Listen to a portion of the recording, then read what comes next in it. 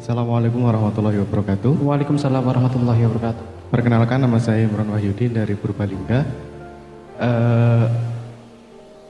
Ingin bertanya, kadang pergaulan itu kan benar-benar mempengaruhi pola pikir kita. Bagaimana kita mengkolaborasikan itu untuk menentukan tujuan yang kita tuju, supaya kita lebih bijaksana dalam mencapai tujuan itu. Terima kasih. Agar bijaksana untuk mencapai tujuan. Gini ya, seperti tadi saya katakan, kenapa banyak tips-tips kalau kamu punya tujuan, tulisan di atas pintu atau ketika kamu bangun kamu langsung membaca, karena itu kemudian memfilter apa yang informasi yang kamu lakukan setiap hari. Nomor satu itu, kalau kamu sudah tahu tujuanmu, terus kemudian ada orang-orang yang berbeda dengan informasi yang berbeda, gimana ambil jalan tengahnya gitu ya, ambil jalan tengahnya. Nah itu gini, itu butuh wisdom nomor satu. Saya kasih pertanyaan dulu. Data ada tangga, ada data, ada informasi, ada knowledge, ada insight, ada wisdom. Ini tingkat yang berbeda dari otak manusia, komprehensi manusia. Data adalah sing ono, bermakna ataupun tidak bermakna, pokoknya ono, katakanlah gitu. Kalau kita sudah gelas untuk minum informasi, ya, oke. Knowledge, gelas itu harus ada airnya, harus ada gulanya untuk jadi teh yang enak. Pengetahuan, kita mengkomprehensi dari banyak pengetahuan itu tadi, jadi knowledge. Insight adalah mengetahui yang terpenting dari hal, dari kompleksitas tersebut. Sing terpenting ngombene kok aku ora perlu ngerti, sing penting ana sing tak jaluki. Insight, paham ya? Jadi bukan urusan gelasnya, bukan urusan kopinya, bukan urusan tehnya, urusannya minumnya kok. Jadi saya nggak perlu tahu ini, tapi saya minta sama orangnya. Itu titik terpenting dari komprehensi ilmu ini, itu sebutnya insight. Di atas insight ada yang namanya wisdom. Wisdom adalah kebijaksanaanmu mengkomprehensi data sampai insight. Jadi kamu nggak karena kamu tahu gelas, kamu tahu gula, gini, misalnya gini. Kalau saya ke rumah ke Bobby, saya nggak apa namanya minta kopi, nggak, Bob kopi ini piye gitu. Mungkin pakai gini.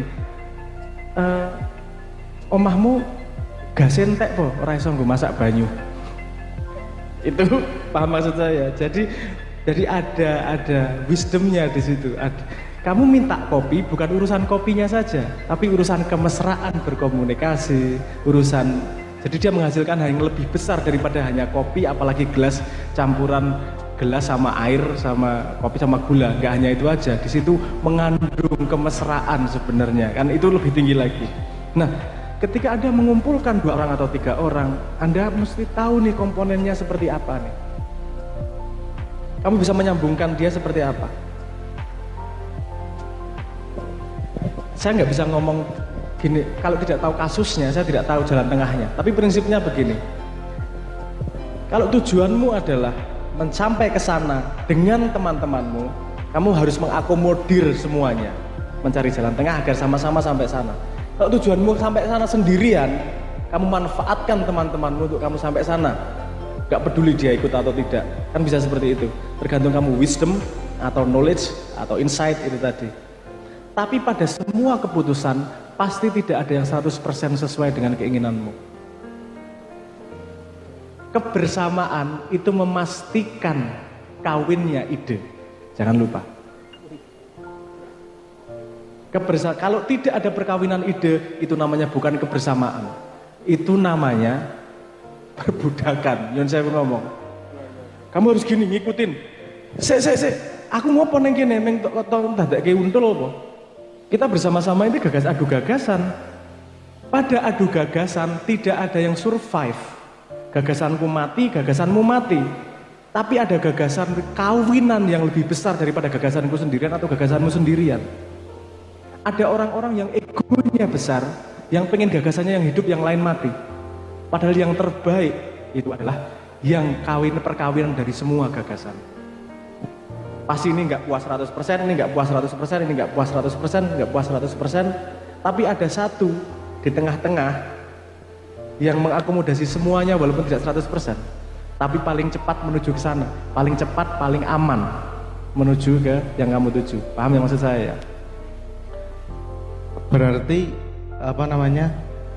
kita boleh berganti pergaulan atau tidak ketika tujuan kita seperti ini, ternyata pergaulan kita itu mengarahkan ke hal yang lain kayak gitu loh.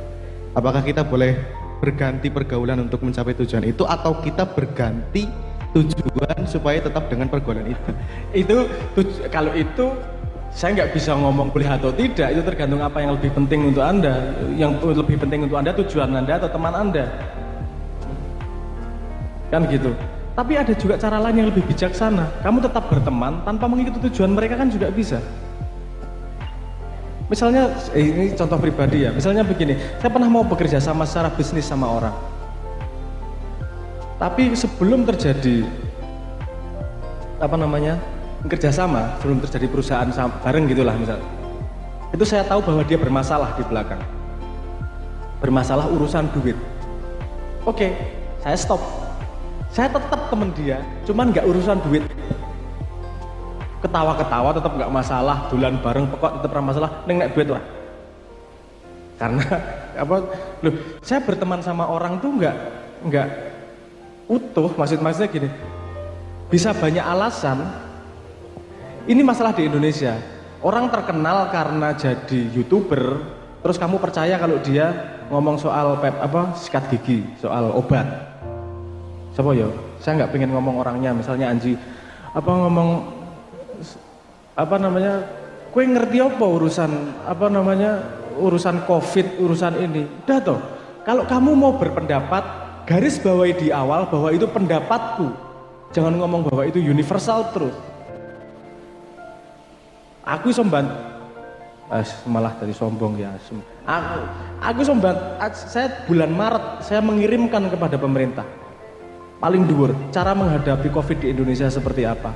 Karena saya tahu persis masalah di Indonesia. Kita ekonomi tidak kuat, lockdown tidak mungkin efektif. Herd immunity akan masalah. Probability mutasi tinggi. Ini kita sangat susah menghadapinya. Saya bulan Maret sudah ngusul kayak gitu, tapi nggak direken. Justru strategi saya dipakai di Jerman sama di Malaysia. Walaupun bukan dengar dari saya ya, tapi strateginya mirip yang kemudian dipakai sama Malaysia sama Jerman. Nah, itu strategi yang tidak menyenangkan karena kita punya masalah besar urusan ekonomi sama urusan hidup nih. Kalau di lockdown yang tiap hari butuh makan nggak bisa hidup nih.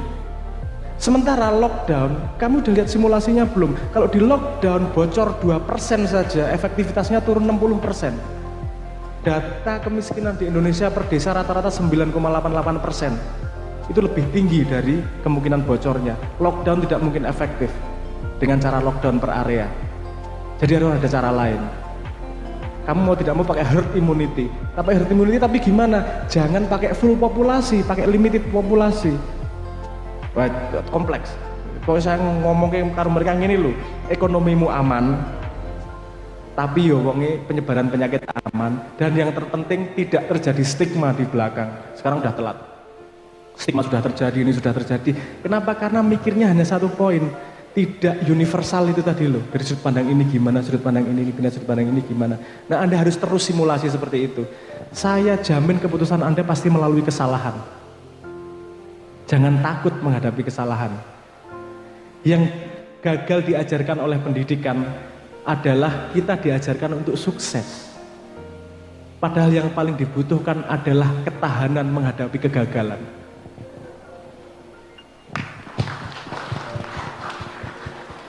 Anda sering belajar sama orang sukses, ngelihatnya udah sukses. Kamu nggak ngelihat gagalnya. Yang mendirikan Starbucks itu setiap hari ke bank minta pinjaman selama 228 hari kalau nggak salah. 200 hari lebih. Tiap hari ke bank minta pinjaman ditolak. Akhirnya diterima, dia bikin Starbucks, sekarang sukses. Orang terkaya di Indonesia punya 18 perusahaan gagal sebelum menghasilkan Bogasari yang kemudian menghasilkan jadi orang terkaya se-Indonesia ini. Gagal 18 kali.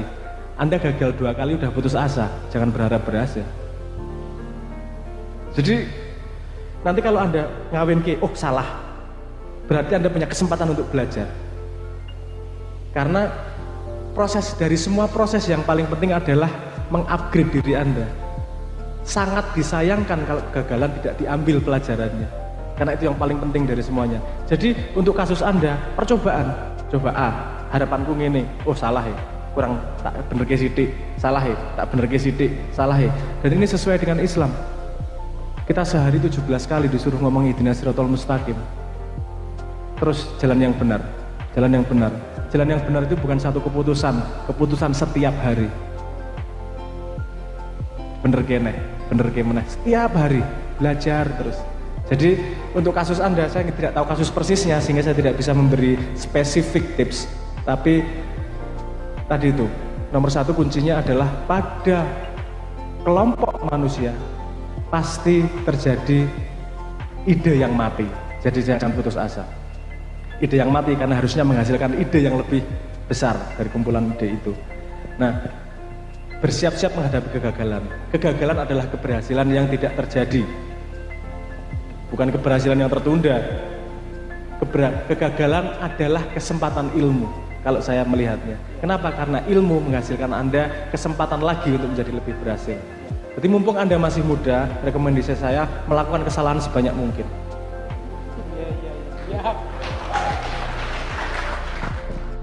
Jangan menyerah. Bismillah.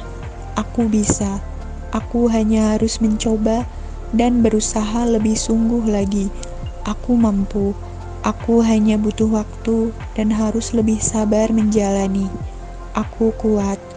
Lukaku akan sembuh dan aku akan menjadi lebih baik nanti. Menyerah adalah satu kata yang amat bodoh untuk diucapkan. Jadikanlah kata menyerah sebagai pantangan bagi kalian. Kita hanya perlu untuk berusaha, berdoa, dan meneguhkan hati.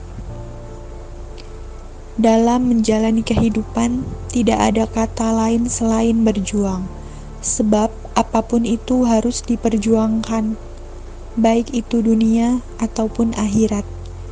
Jangan sampai kamu menyerah dengan keadaan untuk meraih kesuksesan, dan apa yang diinginkan perlu proses dan kerja keras yang tidak mudah. Untuk meraih kesuksesan, tidak ada jalan pintas dan instan. Percayalah, perjuangan yang kita lewati akan mendapatkan balasan suatu hari nanti, baik di dunia ataupun di akhirat kelak.